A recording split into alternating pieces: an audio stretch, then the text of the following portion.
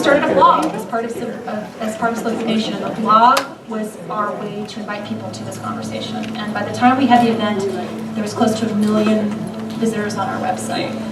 And after the event ended, we decided to make that blog Civil Eats. So Civil Eats has been around since 2009. It was started by me and our co-founder, Paula Crossfield, who worked with me on Slow Food Nation. And Paula and I worked on the site for almost 4.5 years, and neither of us, I still not paid, but neither of us were ever paid. None of our writers were paid, none of our editors were paid. Everybody who did anything for Civil Eats has always been a labor of love, which is pretty freaking amazing. We won the James Beard Foundation's Publication of the Year Award, as Pedro said, in 2014. And I have spent the last year in this incredibly stressful place of trying to not only fix food, but also try to figure out how do we fix journalism, right? Because they're two sides of the same equation. We expect cheap food and we expect cheap journalism. And their values proposition. Like, we're not going to write around a story, we're not going to chase the news, we're going to do something that, you're coming to our site because you want to be nourished, right? Like, you want food for thought and you want actually something that you're not going to read somewhere else. Or you might not have heard, or maybe you didn't have that point of view, or you didn't know that person was writing that or thinking that. I often will have a story that we'll read, and I'll be like, oh my God, I'll have tears, I just will be so moved by it, and I know our readers are too. And I think that's how we're changing things, it's through the narrative of telling stories.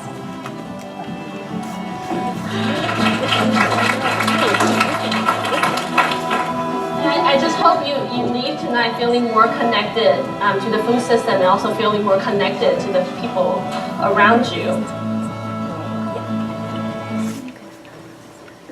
So welcome everybody. Thank you so much for coming to the Food Policy for Breakfast Seminar Series, our first one back this fall. And I'm the director of the New York City Food Policy Center. My name is Charles Plotkin. I'm also a professor here at Hunter College. Today we have a very special guest to kick off the Food Policy for Breakfast Seminar Series. She's in from California. And I have a New York accent, so I got to make sure I get this correct. Naomi? No, I didn't do it right. Naomi Starkman. Naomi Starkman. And she is the co-founder and editor-in-chief of Civil Eats, a 2016 John S. Knight Foundation Journalism Fellow at Stanford. And just on a personal note, I've been reading Civil Eats for quite some time, and you just sit there and you read the articles, and you look at the way it's put together, and you get their newsletters, and you think, oh my gosh, these guys are just getting it right. They figured out how to do food journalism in a way that is comfortable and yet with criticism and with insight, and creates thought. And even when you read it, you think, wow, this is unbelievable. Even I can help with this. Even I can do something about this. And I'd like to welcome Naomi to East Harlem and to Hunter College and to the Food Policy Center. Thank you so much for coming. And our format today is a little different than our normal food policy for breakfast events. And it's not to highlight me, believe me. It was more to develop a conversation with Naomi and sort of to pick her brain and hear what she has to say on a variety of topics. Again, first I'd like to thank you for visiting us here in New York City and in East Harlem. As you know, because I've told you before, I'm wildly impressed with what you and your staff have done with CivilEats.com. What inspired you to become a food advocate? And I know that's sort of a very broad question, but was it something in your background? Was there a trigger moment? What was it? Hi, everybody. Welcome this morning, and thank you so much for coming, and thank you, Charles, for having me. Thank you. I really appreciate it. New York City's actually been home to me. I lived here for 5 years, so it feels like I've come home, and I actually lived on the Upper West Side for most of the time, and just really love being here. So it's a great opportunity. And thank you for your kind words about Civil Eats as well. So I have a very strange and circuitous path. When I was growing up, there was very few opportunities to study food. There were no food studies programs really formally at the time when I was studying. I I went to undergrad and studied international relations and German and thought I was going to do international law. I went to law school. I hated it. I decided that I wanted to do something different, and when I graduated from law school, I was really lucky in that I was hired to work in city politics. So I was the deputy director of the San Francisco's Ethics Commission under former Mayor Willie Brown. I was one of the youngest deputies at the time, and I realized, gosh, I should have gone to public policy school instead of going to law school. And while I was there, I realized that actually very few people, probably say from the group that's in this room, actually care about public policy. Most people kind of glaze over when you start talking about policy. And what I realized was that people in mainstream media seem to be able to translate the issues that we care about much more quickly. And I started talking to reporters, and I would explain to them the issues that we were working on, and they just got it. And they were able to sort of do the reporting for us. So I decided to just take a kind of leap of faith and quit my job and move to New York. So I lived in New York from 2000 to 2005. I worked in policy and communications, and then I worked in mainstream media. During that time, I worked for Newsweek magazine. I worked for 4 years for the New Yorker magazine and a number of other Condé Nast titles. And my aha moment came when I was working for the New Yorker, and we had this incredible event at the New Yorker Festival with all these amazing chefs. So Alice Waters and Dan Barber and Peter Hoffman, and they had this beautiful table, and it was just full of incredible food. And it was sort of this light bulb that went on, and I just sort of sat there and I asked myself, well, what's the story behind this food? And it was that sort of path to storytelling that I've been on for the last 10 years. Alice has been a huge influence in my life. She was the one who told me about studying agroecology at UC Santa Cruz, about volunteering on an organic farm through Worldwide Opportunities on Organic Farming. The acronym is WOOF, which I'm sure many of you are familiar with.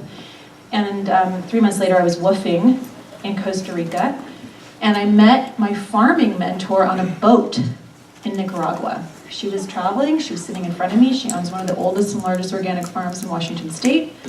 And she was the person who really helped me start my path towards agriculture. And she said, listen, you've done all these really totally disparate things. You've been a lawyer, you've been a policy person, you've been a media person. If you really want to be a farmer, you have to actually farm. So Dan Barber had just opened Stone Barns in Tarrytown, and I would put my bike on the train at 125th Street and take my bike out to Tarrytown and then ride my bike to the farm once a week for a year. And I was one of Stone Barns' first apprentices. And then I left, and I told the editor of the New Yorker I was quitting to become a farmer, and he told me I was an idiot. And I said, well, these issues are going to matter someday. And I spent a year farming. And that was my real moment of realizing that these issues do matter. And I am so grateful for what I kind of call my dirt cred, because I feel like if I hadn't really understood how absolutely critical farming is and understanding what it takes to grow food sustainably, I don't think I'd be as informed probably as a journalist. And then, as you heard in the video, Solis was born out of an amazing event in 2008 in San Francisco, Slow Food Nation. And we've been around since 2009. And since that time, I've just been focusing on food policy in a variety of different avenues. Do you still have a farm, or?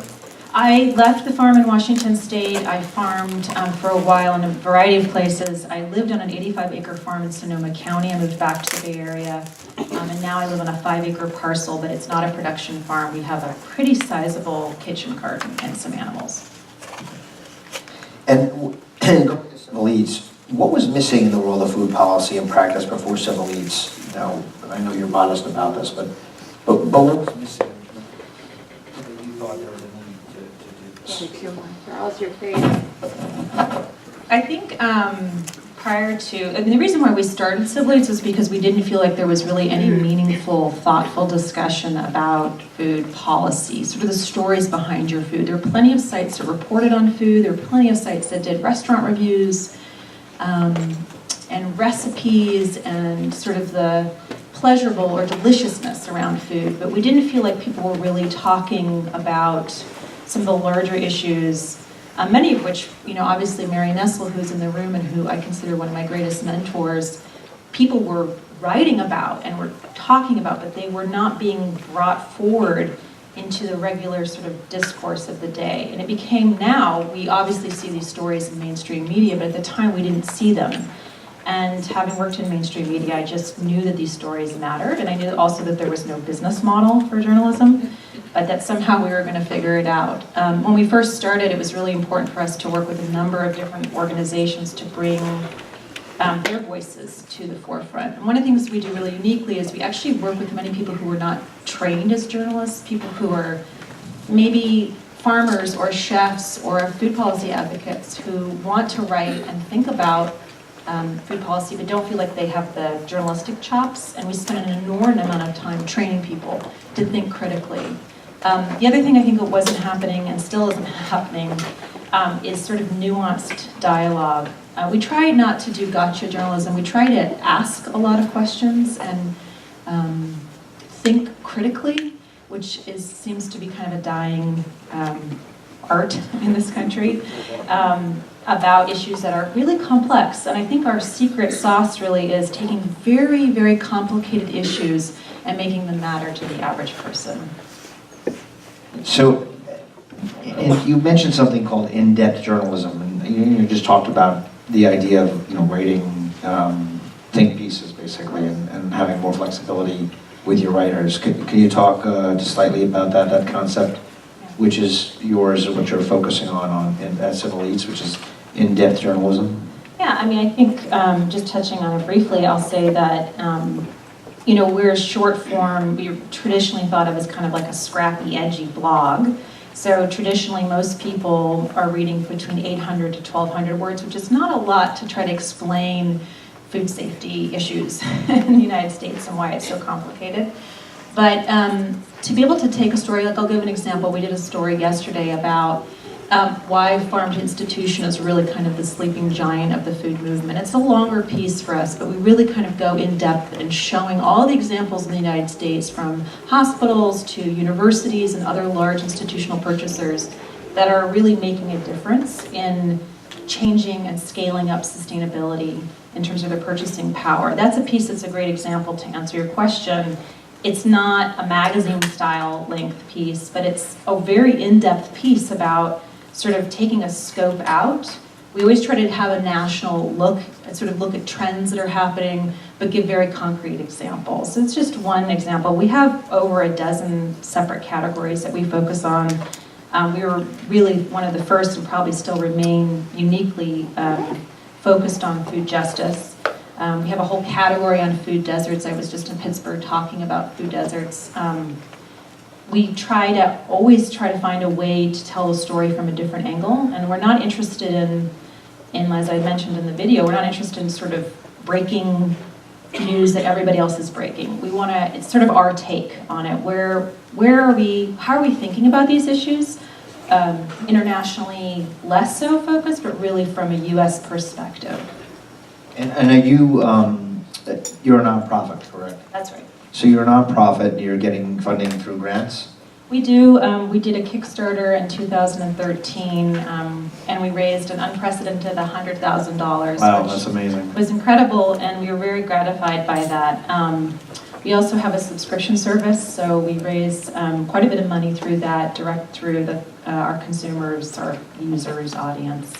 And a number of foundation grants, and then we also have a number of just individuals who care about the work that we're doing. We've never taken advertising. I really do believe the advertising model is broken in journalism, and we've constantly been trying to innovate in bringing our stories to a larger audience. So for example, we have partnerships with mainstream media outlets like Time and The Atlantic, and before Yahoo closed its food vertical, we were sharing our stories there. All the ways in which big media outlets are also trying to survive. Right, and do you have thoughts on journalism in general? And not to make this too much about journalism, but I do want to understand that those that are trying to create stories that we read every day, or on the news and on print, on online, you talked about a broken advertising system. What's your thought on that? Because you could have started Civil Elites as a for-profit venture, but you made the choice to keep it nonprofit. Yeah, I just wrote about this recently because I spent the year at Stanford as a Knight Fellow, as you mentioned. And so my task, this is a fellowship that's in its 50th year, and you sort of get a year to think about issues around journalism. And I spent the year trying to innovate on business models and using Civil Leads as sort of a test case. And you know, it's not just that it's independent media versus mainstream media, it's all media versus Facebook and Google. So we are really at kind of an incredibly disruptive, to borrow a Valley term, time in journalism. There are very few business models that are succeeding. It's usually kind of a mix, whether you're for-profit or nonprofit. I mean, all businesses that are focusing on journalism have to have sort of a mixed revenue stream. But some of the very highly funded, venture-funded journalism sites are an incredible race for clicks. And that, I believe, is causing a great lack of thought to a lot of the reporting that's happening. We're not seeing a ton of in-depth reporting. We're seeing a lot of headlines and clickbait. I think journalism is definitely in a tailspin, and the question is what we'll be seeing as journalism. I mean, if Facebook has its way, everything will be video within 5 years. And especially in the food reporting world, I mean, if you just follow media news, food is having a sort of quote-unquote heyday, but what we're talking about food reporting is largely videos on Facebook. So food videos, lots of Instagramming and Snapchatting, and the question is, can you translate some of that great interest in food and cooking into something more meaningful and hopefully more substantive?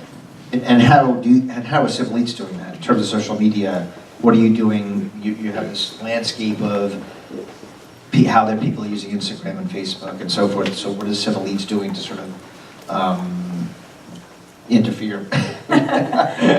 Well, so we're a digital publication, and so we do rely on social media to a certain extent. I mean, just to go back to your other question about what's happening in media, I mean, Facebook for a long time, publishers were very reliant on Facebook to share their stories, and Facebook just recently decided to decrease the stories they're sharing from publishers. So that means that in your feed, you're going to see more stories from your friends and family and less stories from, say, the New York Times or Civil Leads. So as a publisher, we're reliant on sharing our stories via Facebook or Twitter. We have an outstanding social media editor, Krista Hollabar, who is a millennial. Our core audience are millennials. And so they're very digitally savvy and digitally native. And our stories get shared because we have such a huge breadth and depth of our reporting, and sometimes you may not see a story. We have that kind of notion of being able to share it. They become more evergreen through social media, but we have all the usual accounts, Instagram, etc. And we have some pretty high, powerful, I like to call them the foodorati. We have folks that share our stories, and we also have elected officials that share our stories on social media, and some pretty large media moguls, and I think that really just helps share our stories to a broader audience. And can you give some examples, sort of switching now to the power of Civil Leads, some examples of how you've attempted to or tried to impact food policy when you're writing? And I understand that you're trying to be who you are, journalists, but journalists do impact food policy. Yeah, I mean, it's a great question because it's this tension around whether you're an advocacy journalist or not. And by law, we're actually very restricted from advocating. And so we walk a very fine line. I'm super mindful of informing and educating rather than inciting. But hopefully we're activating people to create change. I mean, some of the core examples we would have are around some of the local policies. We've been reporting, for example, since our inception on the overuse of subtherapeutic antibiotics in animal agriculture. And I'd like to think that a lot of the work that we've done, and we have hundreds of stories on why overuse of antibiotics in animal agriculture is creating probably one of the most serious health epidemics in the world, but specifically in the United States. And you know, all of you who sit in this room are probably very aware of this issue and also seeing the move in the marketplace much more quickly, in fact, than the regulatory framework. So While I can't take credit, obviously, I would like to think that our work has at least informed people and helped people make better choices around raising meat without antibiotics. We also try to do a really good job in terms of informing people around food safety issues. We really do try to make the connections, connect the dots around environmental health and food justice. So in particular, issues around farm workers and pesticides, looking at issues around how farm worker communities and people who live in areas that are highly populated and agricultural communities are being disproportionately impacted by pesticide use. We've reported also on just a number of environmental health issues around food additives, things that are just, you kind of read a headline and then a lot of people glaze over. We do try to really shine a spotlight there as well. One of some other stories that seem to be, they're not reported in mainstream media that you've done, that you wished were picked up and blown up in a bigger way and got the attention of the population. Well, I mean, it's funny because a lot of our stories are rewritten and picked up in mainstream media, so I know we sort of have our finger on the pulse of many of these topics. I mean, in addition to there being so much seemingly bad news in the food world, there's a lot of good news, so we try to do what's often referred to as solutions journalism, so really, like, where are the good stories? What's happening? We actually have a whole series on the site called the Good Food Vanguard, and it's like hundreds of stories of all these incredible people who are on the front lines who are changing their communities and creating sort of the bricks of a new food economy. And I like, there's this one story about this immigration attorney who got a grant. She has her little smart car and she drives around and brings free legal assistance to workers in the fields who otherwise would not have access to her. That story in particular is, to me, a great example of something that I would never see reported elsewhere. We also are really lucky in that we have over 50 freelance reporters, and they're always bringing us incredible stories from their communities. So we'll have a reporter from North Carolina or a reporter from Mississippi say, I have this amazing thing that's happening in my community. There's this incredible urban garden. There's an incredible food pantry. There's this amazing community food situation. And so telling those stories around the United States, to me, is so inspiring and hopeful. And I feel incredibly lucky to be able to share those stories with a larger audience. And you've talked about technology and how technology can impact food policy and food practice and agriculture technology. What would it take, because I think you and I are both of the belief that we're very behind in terms of where we should be in terms of what food and agriculture should be in terms of technology compared to other sectors. Is that? Well, I'm not sure if I would say that I think that we're behind. I think we're kind of in like parallel universes. So after having spent a year in the Silicon Valley, I mean, there's billions of dollars being invested in ag and food tech right now. It's extremely hot. And I spent a lot of the year on like a secret, not so secret mission to talk to all these venture capitalists about their investment and what they're trying to do. There's a very big disconnect between real food, investing in real food. So farms and people and practices that actually will grow food and not just like drones and precision agriculture and apps and things that are really sexy. And there's some great reporting in this space. Food and Tech Connect is one of the best sources of getting information. They do a really good job sort of looking at the broader issues around food and tech, but I think one of the big missed opportunities, and I'm hoping that's going to change, is for investors to really invest in food. And Steve Case said it best when he said he thinks the future of food is food, and I could not agree more. I have something here on top of this. It's you wrote this on Civil Leads about ag tech investment. There's tremendous capital interest in tech aimed at changing the way farms themselves run. Google Ventures, Klein & Perkins, and other venture capital firms, along with General Mills, Campbell Soup, Kellogg's, Land O'Lakes, are now investing in ag tech. Bayer, Syngenta, have introduced a $11.5 million fund called AgTech Accelerator. Bayer is also teaming up with DuPont to create a $15 million accelerator fund to back early-stage AgTech companies. This week, Microsoft and Monsanto announced a partnership to invest in AgTech startups in Brazil with a $92 million fund. All this commercial funding of agriculture can be concerning. Are you concerned? Why or why not?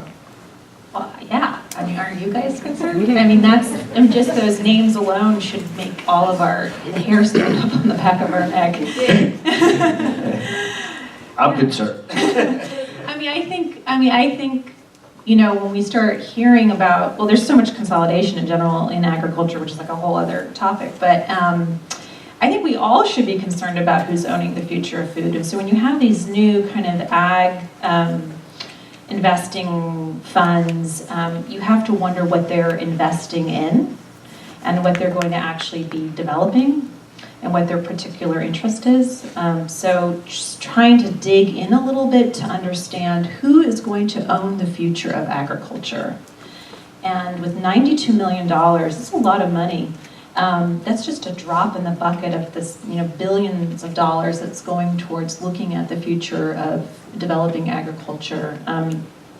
So yeah, I'm concerned about that. You know, and trying to write about it and really raise some questions about why ag and you know, food tech is so hot, and is it a leaking bubble? You know, is the bubble bursting in that regard?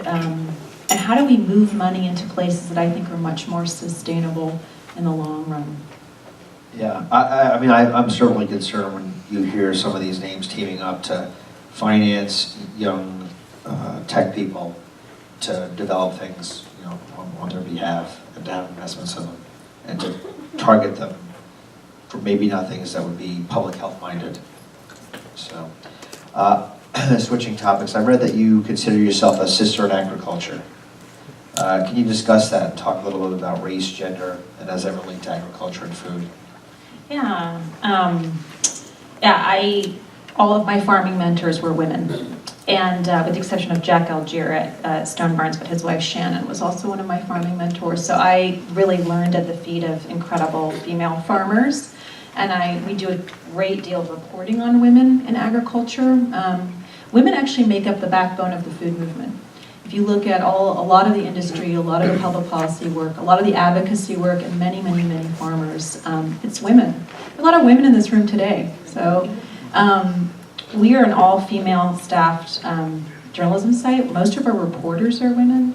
And I feel very lucky to stand side by side with so many women who are doing this work and who are super passionate about it, and whom I call my friends. So gender is a huge piece of our reporting, and as I mentioned before, race and equity go hand in hand when we're talking about the food movement.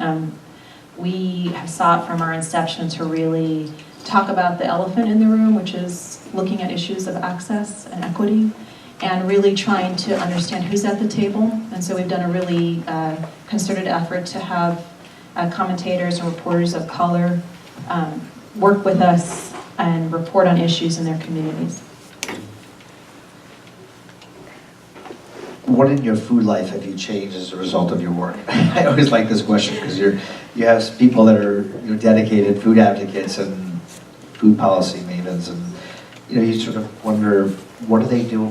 You have a plethora of information at your fingertips. You're sort of on the pulse of what's happening in food. And I remember for me, because I'll say what I did was Urvashi Rangan, who's from Consumer Reports, who I know that you know, had said, I was interviewing her and I said, well, what should I eat? I'm really concerned. I mean, I had just interviewed her and she's basically telling basically for my story what I should tell people. I said, well, now just off the record, what should I be eating? She goes, eat organic chicken.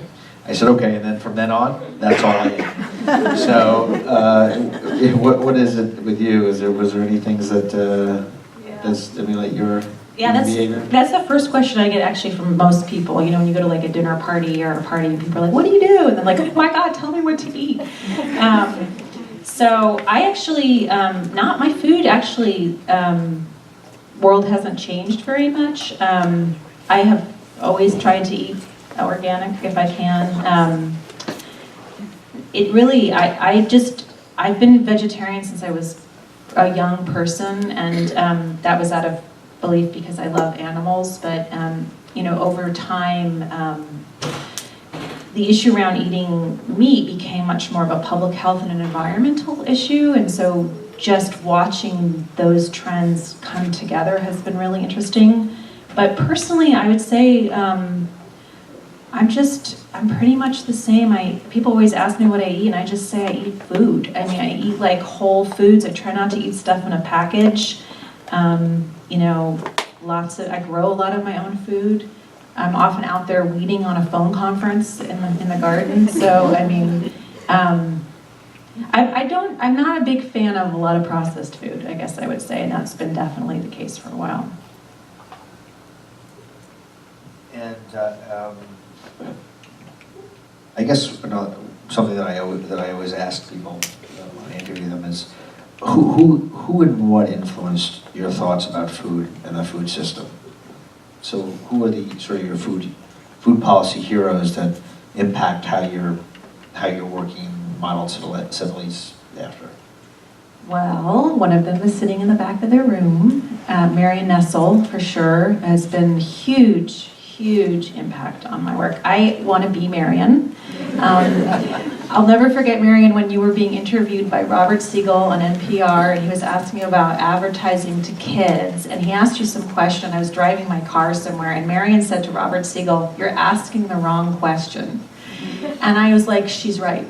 And so part of why I think Marion's work is so important is because it's not only rigorously researched, but she has impeccable standards.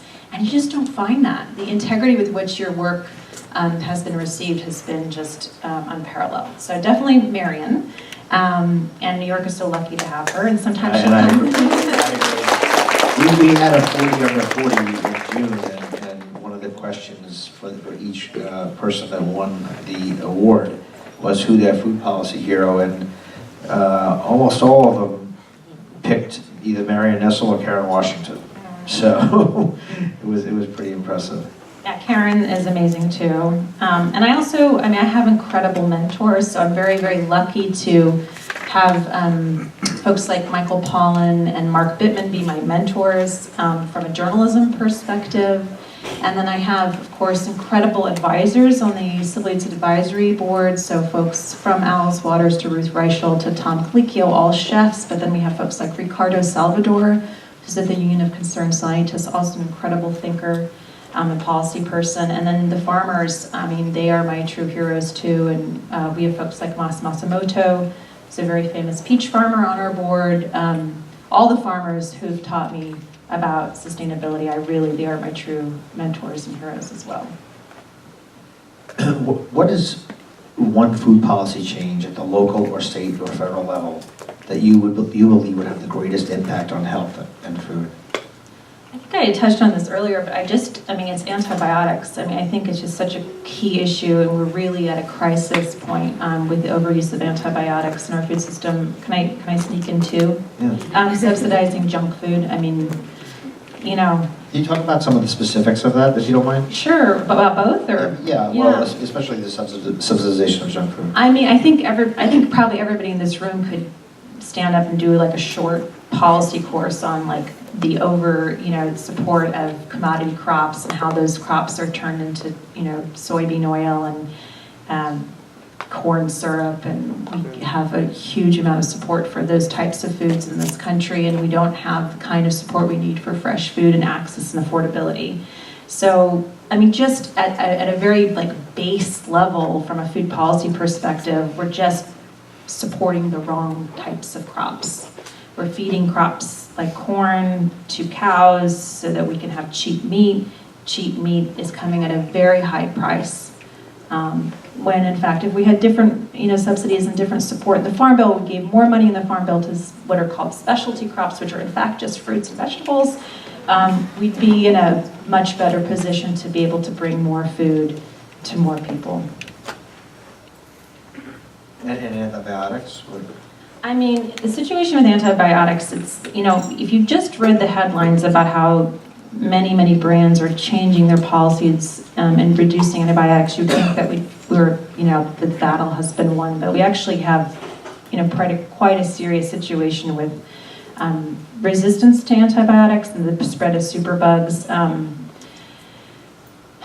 If you know, I have always felt that there's so many issues around animal agriculture, but really removing and reducing antibiotics, and also something called ionophores, which are like technically allowed but are still not, that are contributing to the problem of superbugs and antibiotic resistance.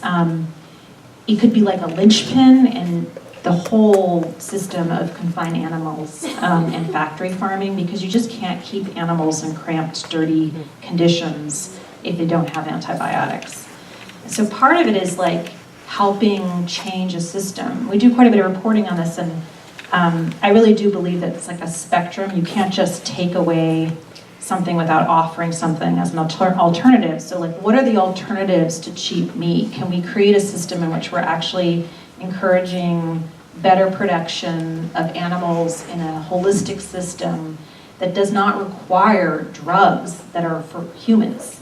Right, 80% of the drugs in this country for antibiotics are being fed to healthy animals to keep them in those conditions. So, what are the economic indicators to actually change, and how can everybody get access to good meat? And can we eat less meat, and can we eat better meat? And is it the cost of farming?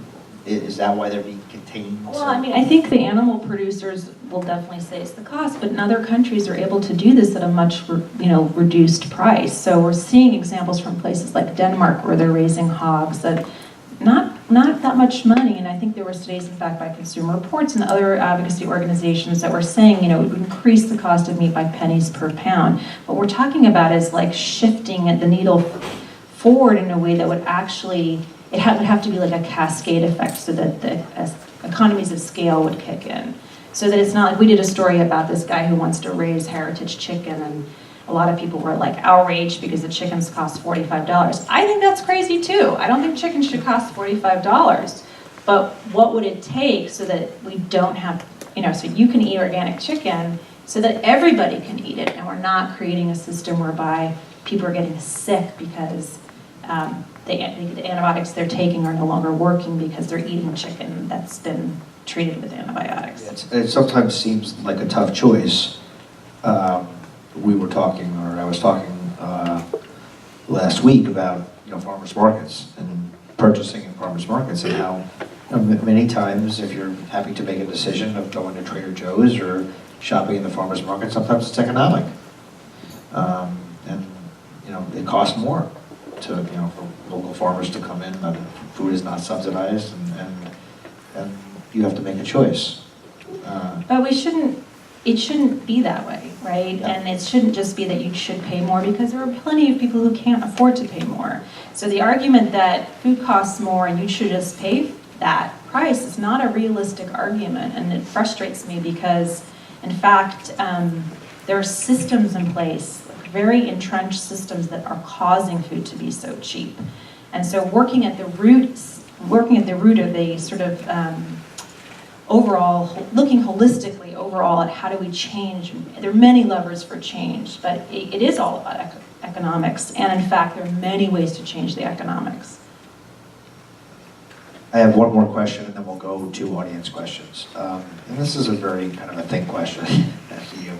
Is there something about food or agriculture you've learned in the past few years that you haven't discussed on Civil Eats or in an interview that would surprise us?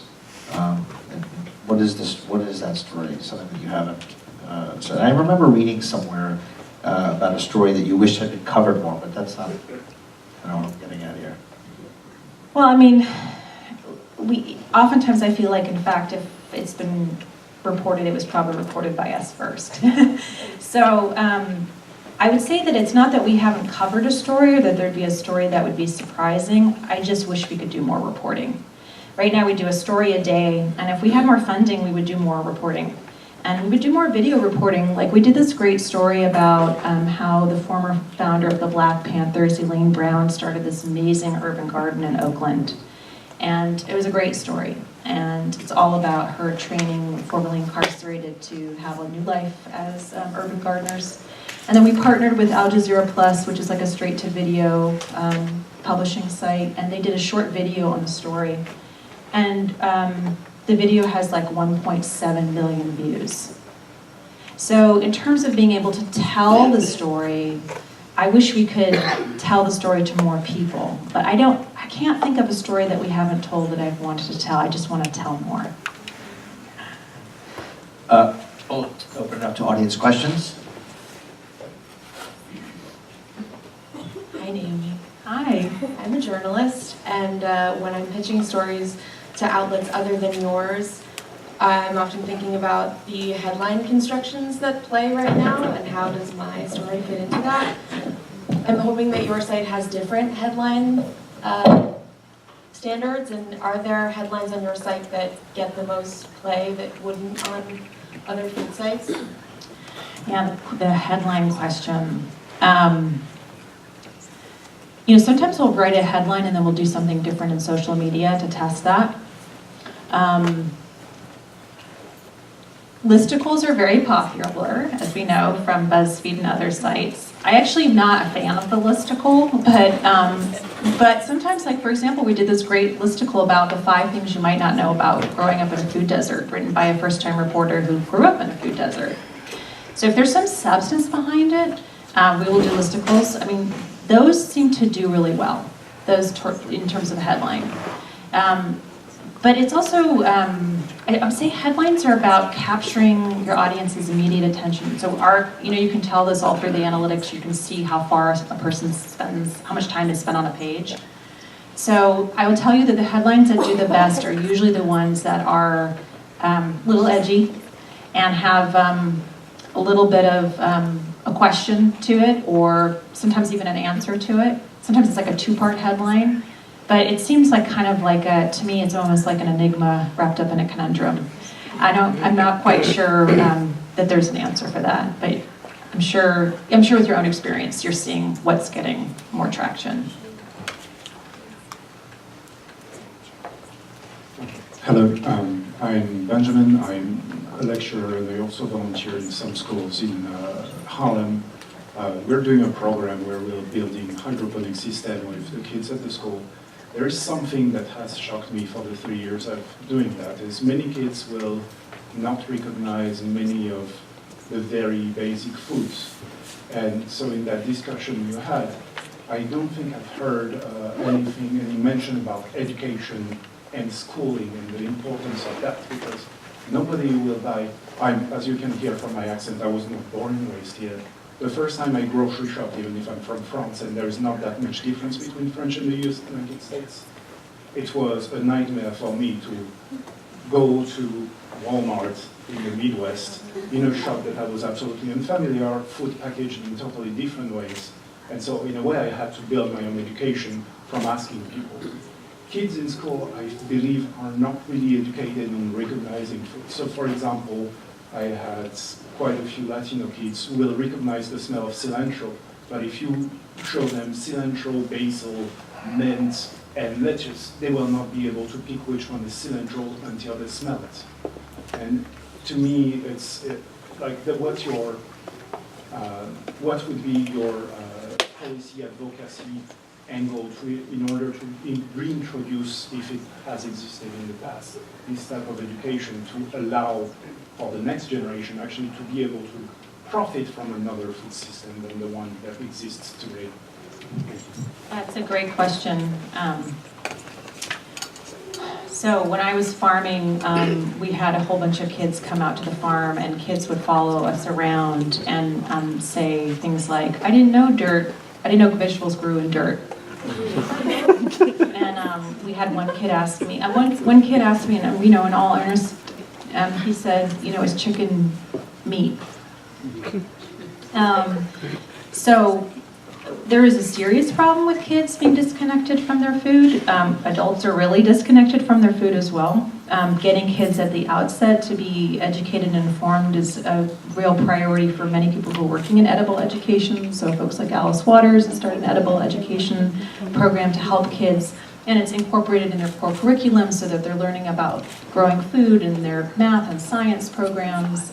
These are all programs that are outside of traditional school budgets, obviously. We actually do quite a bit of reporting on school nutrition, so not just how are kids being informed around food and how it grows, but also what they're eating. And they're tied together.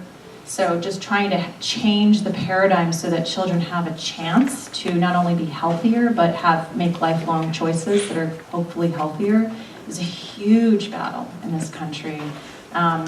Any opportunity that kids can have to planting food, even if it's like there are these programs where kids can grow a pizza, so they have like a cherry tomato plant, and then they harvest the cherry tomatoes, and then they make a pizza. I mean, those are programs that have shown kids experience. I mean, myself, when I've worked with kids, I had a whole group of boys and girls come to one of the farms I worked at. They literally did not want to walk like a quarter of the mile with me until I took them to the corn. And then we took the corn, and if any of you have had fresh corn off the cob, off of a plant, it like transformed them. So just giving kids access is an incredible thing. Instituting policies that make that so, very challenging. Hi, thank you for a wonderful presentation. I just wanted to ask if you could please explain a little bit about what you mean by food justice. I've never heard that term. We've been reporting on these issues since our inception. Food justice is very much in the same vein as social justice. And so if you look at food as an issue, if you look at access to food as actually being an issue around poverty, which I believe it is, whether people are actually getting access to fresh food and why they're not has to do with justice. Environmental justice, social justice, and really the issues are around structural racism. What are the bigger issues that we're looking at in this country that have prevented people in low-income communities or communities of color from getting access to fresh food? And there are a variety of reasons. And we just were lucky enough to have a fellow from the Culinary Trust. They gave us a small grant to hire a reporter to focus on food justice reporting. So this is an example to answer your question. He did sort of a historic view of why there are food deserts. So why there are traditionally communities that have, lack access to a grocery store. They're like within a mile lacking access to a grocery store. And he used the story as an opportunity to talk about a store in West Oakland, People's Community Market, that took 8 years to bring a grocery store to West Oakland. And why? What are the historical underpinnings? Things like redlining and other racist policies in this country that have prevented people from having fresh food. So we try to really shine a light in that intersection. Food justice is also about making sure that everybody has a voice and a say. People who are living in food deserts. Like we did a story about the Far Rockaways and this whole community that are pulling together to have urban gardens. There's a variety of interventions to address food justice, but not all are appropriate. And just to even the term food desert, not everybody agrees with that term. It's pretty loaded. Trying to explain to people what we're talking about justice, is that food is a right. It's not a privilege. And so how do you tell those stories in a meaningful way so that it resonates? Because I'm a real believer in the power of storytelling. But you may be more interested in food justice if we told you a story about, these kids that are living out in Brooklyn who grow up in food deserts, who are participating with Heritage Radio, and they're doing this cool program, and they're going and getting to use the radio to tell their stories, and that might be a way in for you. So I'm going to go back to ask some more questions. I have one thought that came to mind. What is the future direction of CivilEats.com? Where do you expect it to be a full-blown media company with video, like let's say Vice, or are your plans more to get out there and do interventions and research, or is it something else? I would love for Civil Eats to be a full-blown media site and be much more of a mainstream outlet. That would be our goal, to be able to tell more stories, to do more video, to partner with more mainstream media. I mean, I always feel like we have arrived if these stories are appearing in Parade magazine, right? So like if people in the middle of the country hear something about food justice, or hear something about an urban garden, or understand where their food is coming from, then we're making headway. My real hope is that we can make this topic a mainstream topic, and I hope Civilites can help do that. Hi, thank you very much for all that you've said so far and what you're doing. I live in New York and run a CSA not too far from Manhattan, about an hour and a half away. When I became too busy, I considered giving it up, but I said this is too important. Supporting local farmers really matters to me. I'm also very concerned about climate change and pay attention to that a lot. So one of the issues and the reason for my question is many of us have read about what's been going on in California, which is such a great source of most of our produce in America, and the farmers there who have had no choice in this extended drought and wildfires to buy toxic water to irrigate their fields. And this is so alarming because many of us, even though I run a CSA and I go to the farmer's market, I also sometimes have to buy other things from other sources. We all do. And buying food that's labeled organic, that comes from California, is no longer guaranteed, as I understand it, to be free of toxins because they're not necessarily pesticides, but they are irrigated in toxic water, right? Is that right?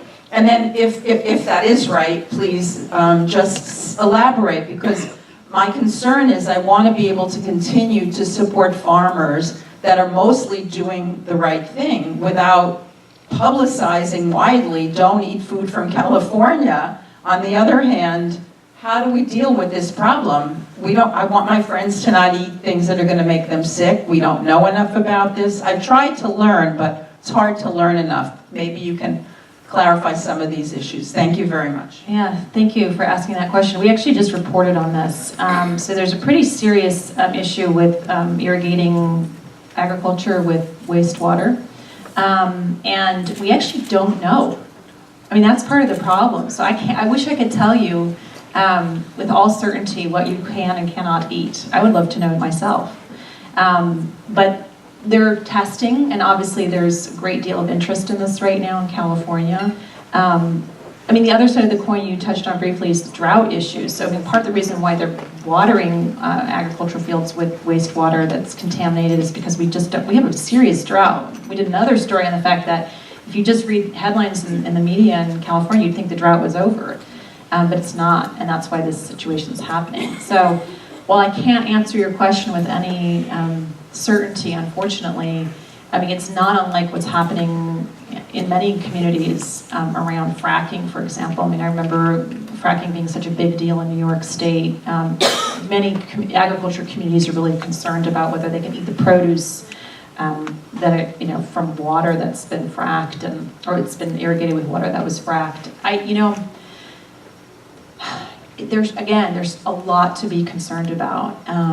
And until we know more, we just have to keep asking questions, and that's what we're trying to do.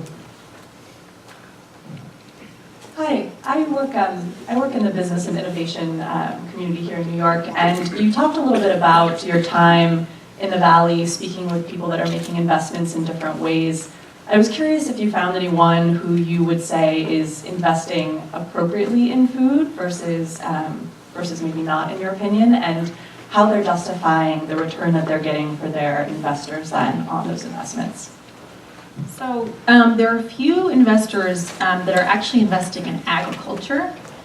Equilibrium Partners is a really interesting outfit in San Francisco, and there are a number of partners that are sort of looking at how do we actually scale up agriculture in a meaningful way. A lot of the investors are still really interested in sort of newfangled food products, as I call them. But I would take a look at Equilibrium for sure. I think what they're doing is really interesting. There are some that are trying to buy farmland to varying degrees of success. Farmland LP is another one. But I think the space between ag land investment is super interesting, and it's not being really exploited in the best of terms. But I take a look there. Yeah. Hi, I publish a new food economy, digital magazine. Hi. Yeah. And one thing we've been thinking about is that we want small suppliers to supply the demand. That's so great. But the infrastructure, the supply chain favors large suppliers. So if you were a member of USDA or the government, what kind of infrastructure would you ask the government to promote that would allow these decentralized, many suppliers to provide the supply and protect them from and keep it decentralized and democratic, rather than suddenly having Costco being the biggest organic supplier, which is great news in one sense, kind of questionable in the other. Yeah. So I just wrote about this, about sort of can you be a small producer and scale up and not sell out? And it's a really interesting question. And there are a lot of issues around scaling up. But to answer your specific question about infrastructure, I have long been a big fan of food hubs. And I think the USDA does a pretty good job in promoting and supporting financially in other ways as well, food hubs. I mean, food hubs are totally unsexy, but they are really the bricks and mortar of what is going to scale up food. So if you think about all the small to medium-sized farmers that have their wares that just don't have the means, they might not have a truck, or they might not have a refrigeration system, and they may not have a place to store it. So things like transportation, refrigeration, bringing a food hub to a community can make a huge difference. And I know one is being planned. Hopefully they'll raise enough money in New York, in the Bronx. But I do think having these centralized locations to bring the small produce to market and then being able to use those larger tools, the infrastructure that you referred to help bring food out is probably one of the biggest things we need to scale up sustainability. Greetings. Thank you for coming. Hi. Thank you for coming. I'm wondering, is there any action, individually or collectively, moving forward to break down the silo between seasonal and migrant workers and people whose communities still, in August 2016, are food deserts? Wow, that is a big question. I wish I could tell you that there are, community actions. I mean, I'll say this is kind of it's sort of may seem like a side answer, but I'm going to use it as an example.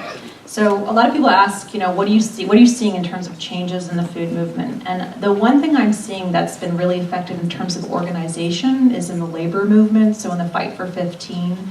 That movement has done really an incredible job in actually galvanizing food workers, most food workers in the fast food industry, to actually ask for a minimum wage, a living wage, rather. I haven't seen that kind of level of organization. I mean, obviously there are incredible organizations like the Coalition of Immokalee Workers to help, bring a penny per pound for their tomato work. I actually think it's a great area of interest to try to organize seasonal workers, migrant workers, immigration reform in this country so that we're not in silos. There are different organizations to join. And there are also groups that are more like think tank groups that are really thinking about this, like Food First is a great organization. And looks at some of the agrarian issues and some of the challenges, the economic issues about why we even have seasonal workers in August 2016. But I think it's like many issues in the food system, it's still pretty fractured, and I haven't seen a ton of community. I've seen local or community organization, but I haven't seen like a national movement in that regard. But I hope that will happen. Hi, I'm a student here in the Nutrition and Food Science program, and I kind of have like an opinionated question for you.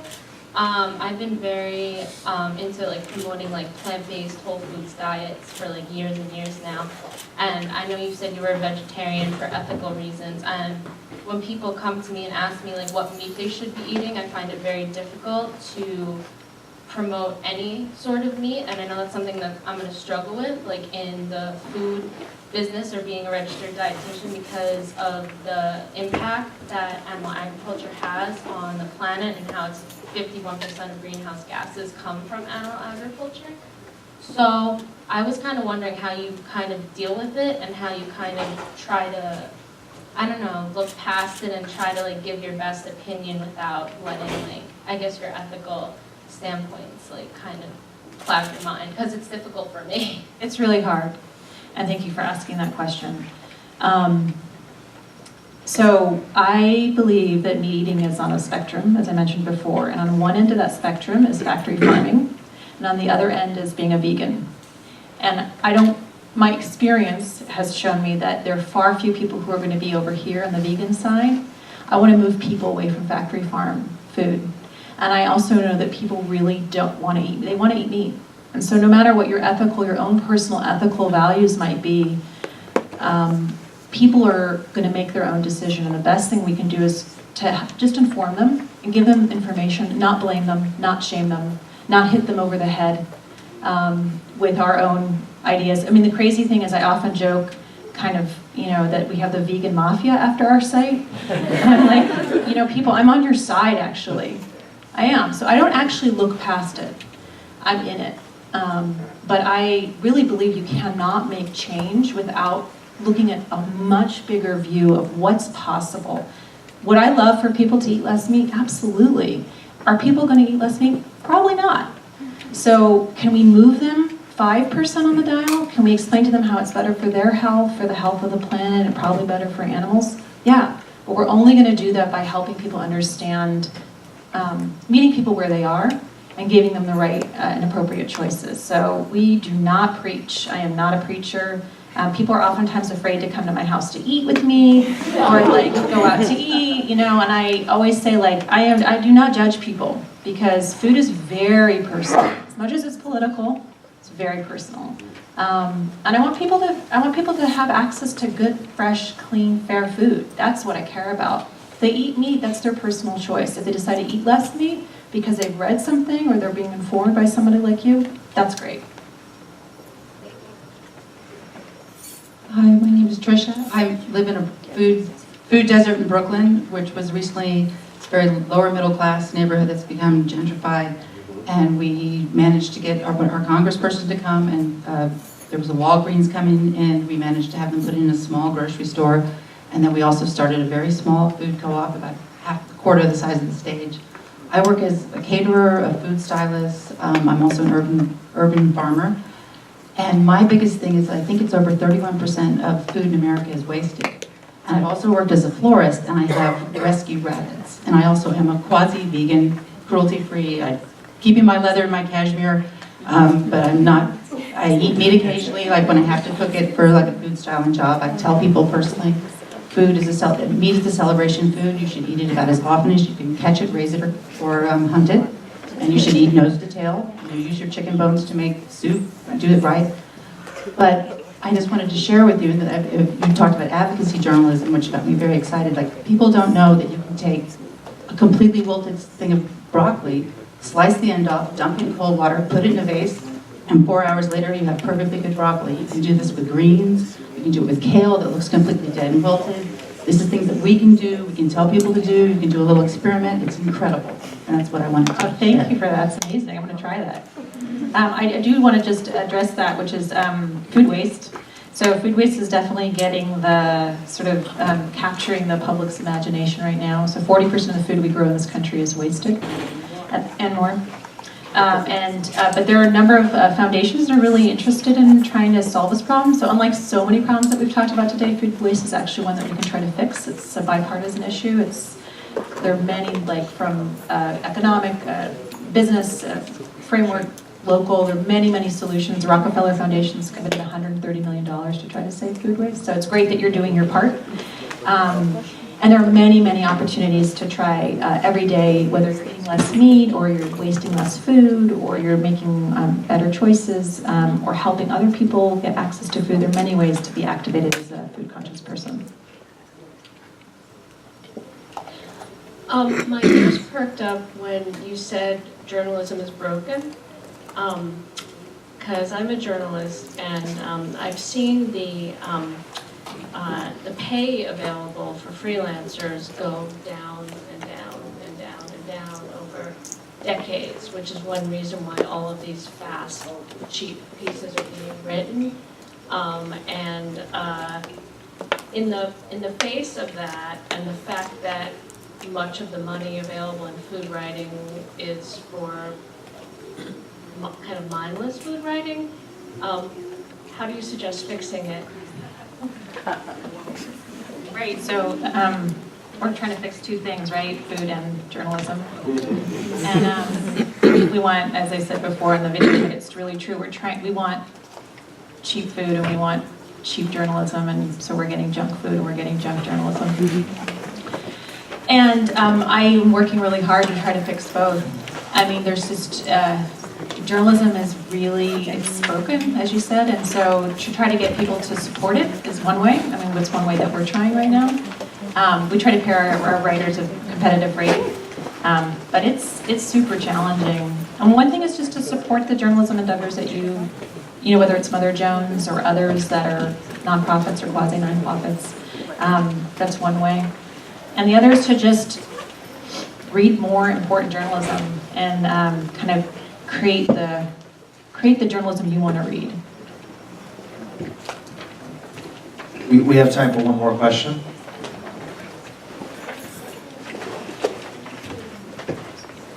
Hi, thank you so much for your time today. I have a question. I belong to a group, maybe you've heard of it, We Act for Environmental Justice, and we received I don't work with them, I'm volunteer, I may as well work there. We have received a Kresge grant for a social hub, and within that social hub, we've been researching, a group of us, for a year and a half, how to have a food co-op. And we have, because Harlem, it's located in Harlem, has pockets that are food deserts. We have interviewed other places, we've visited other co-ops. Is there something else we should be doing that we need to do? So I'm sorry, I don't understand your question. What exactly is the question? Well, we want to start co-op, and we're volunteers. We want to work within the social hub. We think it's very important to have this food co-op because there are so many food deserts, as you said, within this community. So after researching how to do it, after going to places like Park Slope and Lower East Side Food Co-op and investigating Corbin Hill Farm, which is a farmers cooperative upstate that delivers things in the city.